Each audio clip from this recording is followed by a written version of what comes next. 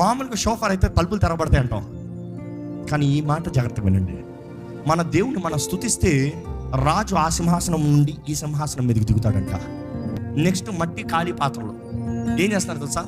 పటక్ పటక్ పటక్ పటక్ పటక్ పటక్ పగులుతున్నాయంట. కానీ ఏంటి పగలాల్సింది? మట్టి పగలాలి. మనం మట్టి, దేవా నేను పగులుతున్నానయ్యా, నేను తగ్గించుకుంటున్నాను ప్రభా, ఇది నేను కాదు, నా శక్తి కాదు, నా బలం కాదు, విరిగి నలిగిన హృదయం దేవుడు ఆలక్ష్యం చేయడంట. వారి పక్షాన దేవుడు ఉంటాడంట, వారి కొరకు దేవుడు నిలబడతాడంట. మట్టి పగిలిన ప్రతిసారి దేవుడు అంటున్నాడు, I'm the God who is powerful. Next ఏం తెలుసా? దీపం. అనుకుని చూడండి, మట్టి పగిలిన నెక్స్ట్ సెకండ్ దీపాలు వెలుగుతున్నాయి. శబ్దము, మట్టి, నెక్స్ట్ దీపం. ఎవరు దీపం వారు ఎత్తిపెట్టాలి. దేవుడు అంటున్నాడు, మీరు లోకానికి వెలుగై ఉన్నారు, నీ దీపాన్ని నువ్వు ఎత్తిపెట్టుకోవాలి. Your light.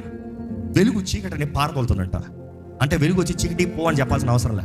వెలుగు వచ్చిన మరో క్షణం చీకటి ఉండదంట. చీకటి ఆటోమేటిక్ బయటికి పోతుందంట. దేవుడు అంటాడు, నా మహిమను కనపరచాలంటే you need to stand, you are the light.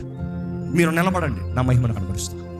ఎప్పుడైతే దేవుని వాక్యలో చూస్తామని అనేక సార్లు వాక్యంలో కూడా ఇశ్రాయేలీయులు దేవుని స్తుతిస్తూ ఉంటే God created confusion for the devil. ఇంకో మాట చెప్పాలంటే every time when you praise devil gets confused. ఈ మాట అర్థమవుతుందా? Because praise is not based on what he has done, you are giving thanksgiving. దేవా నువ్వు చేసిన దానికి వందనములు అంటూ కృతజ్ఞతాస్తుతులు.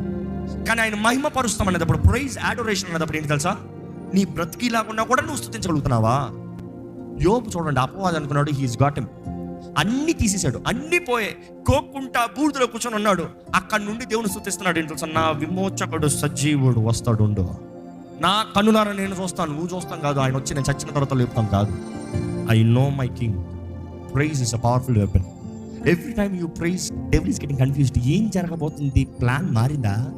ఆయన పర్మిషన్ ఇచ్చాడు కొట్టమని కొడుతున్నాను, సడన్గా ఏంటి వీళ్ళు స్తుతిస్తున్నారు అంటే నా శక్తి పోతుంది అన్నమాట.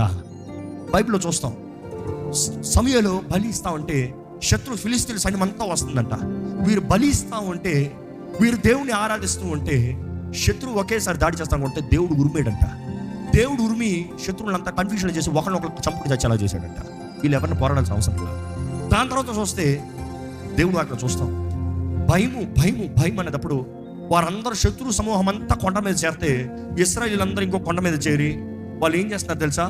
దేవుని స్తుతిస్తున్నారంట, పాటలు పాడుతున్నారంట, మ్యూజిక్ ఆర్కెస్ట్రా బ్యాండ్ పెట్టారంట, బోరలో హార్ప్స్ వాయిస్తూ ఉంటే శత్రువు అంట ఒకరిని కొట్టుకుని అందరూ కలిసి వచ్చారంట. ఒక్కడ నిలబడలేదంట. ఈరోజు దేవుని వాక్యం తెలియజేస్తుందండి, if we praise God will do the fight for us, but it is your responsibility to stand where you got to stand.